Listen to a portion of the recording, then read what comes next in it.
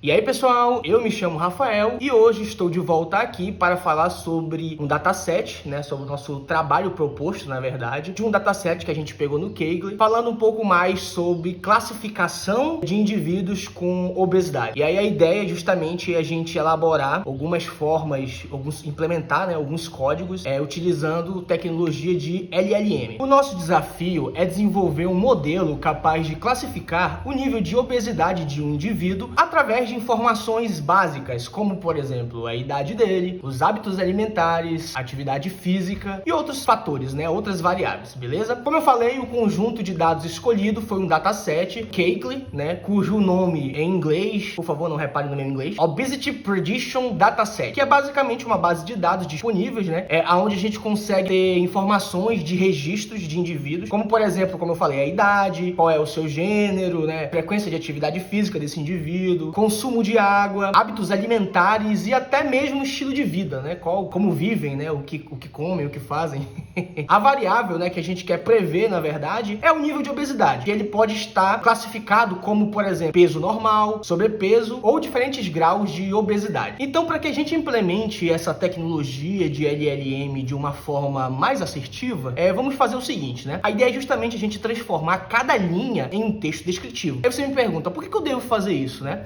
Porque com isso a gente consegue literalmente simular, né, uma mini história. Então acaba que permite que essa tecnologia de LLM, ela compreenda o contexto como uma linguagem realmente natural, que é mais próximo, né, do que eu tô fazendo agora, por exemplo. Tô falando aqui com vocês aqui e tudo mais, e vocês estão entendendo aí desse outro lado. Esse modelo de código, a gente decidiu utilizar a linguagem Python, que é uma linguagem bem interessante para se trabalhar, né, com esse modelo aí de LLM. E como vocês podem ver, basicamente, a gente consegue descrever aqui se ele possui ou não, baseado naquelas variáveis que a gente falou lá, o peso, né, quantos anos ele tem, qual é a altura, isso de uma maneira bem mais descritiva. Então nós botamos aí, ó, pessoa do sexo pipipipopopó, com idade tal, com um ano e altura tal, e o peso tal. Então, a ideia é justamente que seja de uma forma bem mais descritiva, como se a gente realmente estivesse conversando, trocando uma ideia, né? Igual como eu tô fazendo assim com vocês agora. Então, depois de a gente ter gerado essa tabela classificatória, né, a gente vai passar por uma etapa agora que é justamente gerar o que a gente chama de embeddings com a LLM, que é basicamente a gente gera vetores numéricos. E por que a gente faz isso no caso, né? Porque a partir desses textos a gente consegue simular de uma forma vetorial essa linguagem neural para que, obviamente, a linguagem ela entenda melhor. E aí, basicamente é o seguinte, né? Cada linha de texto ele vira um vetor com aproximadamente 384 dimensões. E aí esses vetores eles são usados como entradas, né? Que a gente chama de features, para justamente o modelo de classificação. E aí com isso a gente, obviamente, consegue treinar um modelo clássico de classificação. E aí basicamente a gente tem essa implementação, a gente pegou, importou algumas bibliotecas do próprio Python, então a gente está utilizando aí o Logic Regression, Strain Test Spline e o Classification Report, né? E aí como vocês podem ver, a gente conseguiu botar aqui, definir, né, um Y igual ao DF recebendo um array classificatório, um array de string ali, né? E aí a gente consegue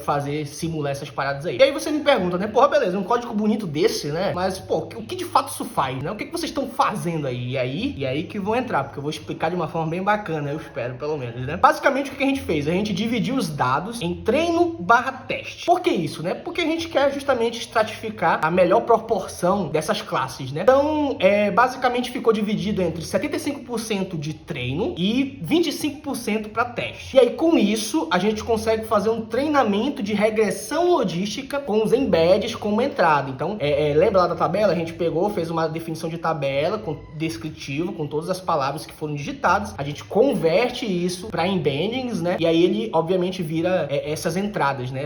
Esses valores de entrada. E aí a gente começa a fazer uma avaliação da performance com essas métricas padrões. E aí, essas avaliações é muito legal, porque elas podem ser classificadas de três formas, né? O que a gente chama de precision, seria como se fosse precisão. O recal, seria como se fosse um recal. E o F1 score, né? Menos score. E aí, basicamente, né, a gente implementou dessa forma porque a gente tem algumas vantagens, né, de trabalhar dessa maneira. A principal delas é porque ela é muito mais leve, muito mais rápida, porque justamente você não precisa treinar uma LLM do zero, né? Então isso aí já, pô, é uma parada que é bem interessante, né? E a gente também consegue aproveitar o conhecimento semântico da própria LLM, né, que é a estrutura de linguagem em si. E funciona também muito bem com poucos dados, né? Para quem tem poucos dados ou classes meio desbalanceadas, então tende a funcionar muito bem também. Fora que também é escalável para outras tarefas como contextos, né? Então, o resultado que a gente teve, né? O resultado dessa regressão logística que a gente teve foram esses aqui. Como vocês podem ver, números realmente bem impressionantes, né? A gente conseguiu ali uma acurácia de aproximadamente ali 87, 88%. E aí, olha que legal, começa a aparecer as variáveis aí que eu falei pra vocês, ó. Precision, o recal,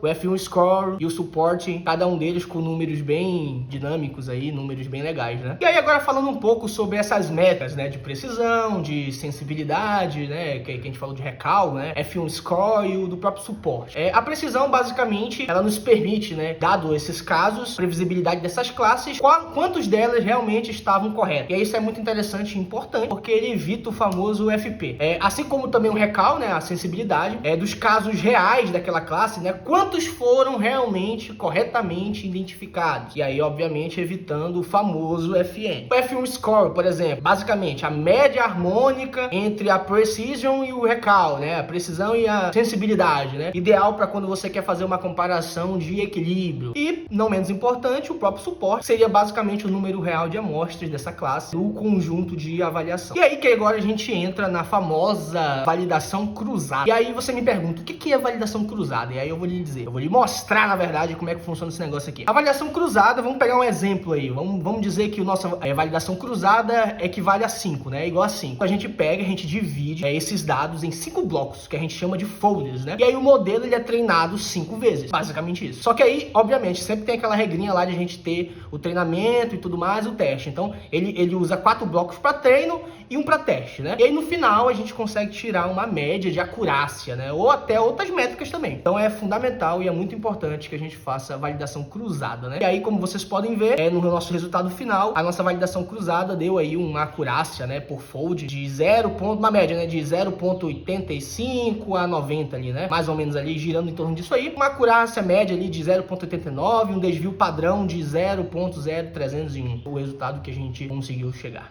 E aí, pra gente conseguir se desafiar, podemos dizer assim, obviamente com toda a humildade do mundo, a gente gostaria de melhorar ainda mais a nossa performance, né, do que foi testado. Então a gente, fora a regressão linear, a gente decidiu testar mais 2 modelos classificatórios, sendo eles o Randall Forest, que é basicamente um conjunto de árvores de decisão, né, ele usa uma votação entre árvores. E aí, por que a gente usou esse cara aí, né? Porque, obviamente, a vantagem dele, né, ele é muito mais robusto, ele é bom pra lidar com dados não lineares, e uma observação que a gente tem que fazer também dele é que ele tem um baixo overfit, ou seja, um ótimo desempenho geral. E o terceiro cara que a gente utilizou é o famoso KNN, né? Eu vou tentar falar esse nome aqui, Nearest Neighbor, basicamente isso aí, né? E basicamente, na verdade, o que ele quer dizer é o seguinte, que ele classifica com base nos CAIs vizinhos mais próximos. Ou seja, né, ele é muito mais intuitivo, ele não precisa tanto assim de treinamento, né? Na verdade, não precisa de treinamento. E ele pode ser lento, dependendo ali dos grandes volumes, e sensível à escala. E aí a gente consegue fazer uma impressão dos resultados, né? E aí a impressão dos resultados que a gente teve é basicamente o seguinte: na regressão logística que a gente fez anteriormente, a gente consegue ter um modelo mais simples e também mais eficiente, mas ele apresenta bastante variação de desempenho entre esses folds, né? Então a gente teve ali uma queda notável em um dos folds, com uma acurácia de aproximadamente 84%, o que indica certa instabilidade. E ainda assim, ele conseguiu ter uma boa baseline, né? Mais de 90% de acurácia média. Já o Randall Forest, né? Ele teve um melhor desempenho geral de longe, com acurácias constantes, né? Acima de 97%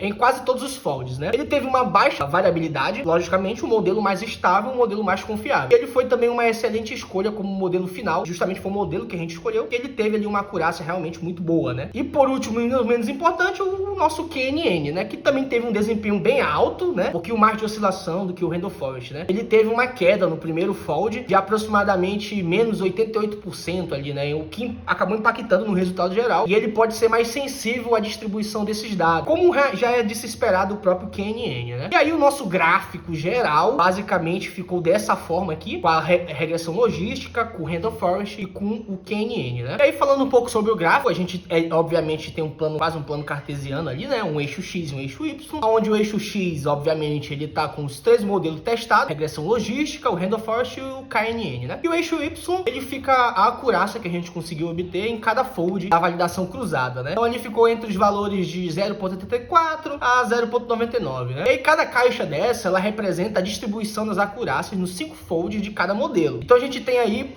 por exemplo, o elemento do box plot, né? A linha laranja, que seria o que a gente chama de mediana, é o valor central das 5 acurácias. A parte inferior e a parte superior da caixa seria o primeiro e o terceiro quartis, né? Q1 e o Q3. E a linha superior da caixa seria basicamente a extensão dos dados, que não são os outliers, né? Que a gente fala. E aí o ponto fora da caixa seria o outlier, né? Propriamente dito, seria o fold com acurácia fora do padrão, né? E aí, obviamente, a interpretação que a gente pôde ter por cada modelo, a acurácia mediana da regressão logística foi uma média aproximadamente de 0.91, um outlier bem baixo, 0.84, indicando que teve, novamente, uma instabilidade em um dos seus folders. E aí teve maior variabilidade, caixa mais larga, né? Podemos dizer assim. Já no Random Forest, a acurácia foi muito alta e estável, dando uma média de aproximadamente 0.88. Ele teve um pequeno outlier, menos 0.92, mas em geral teve um desempenho excelente. Então, o melhor padrão de longe entre os três, né? Com a menor variância, né? E o KNN, que teve uma mediana ligeiramente abaixo do Random Forest, né? Aproximadamente, né, 0.96 ali, tendo também um outlier de 0.84. Então teve ali uma variabilidade um pouco maior, mas ainda assim um bom desempenho. E aí a conclusão final que a gente teve do nosso projeto foi basicamente o seguinte, né? No modelo do Random Forest, que foi o que a gente determinou como o melhor e o que a gente escolheu para o nosso projeto, obviamente ele teve uma acurácia mais alta e consistente e uma baixa variabilidade. Já o KNN ele foi boa, né? O KNN ele foi boa, quase tão bom quanto o RF, né? Mas um pouco menos estável, obviamente. E a regressão logística a gente classificou ele como desempenho adequado. Ele é mais simples, mas ele teve bastante variância entre esses folds. E aí esse é um pouco do nosso trabalho, né? De ciência de dados aí voltado para essa parte de introdução a machine learning, enfim. Espero que vocês tenham gostado e até a próxima.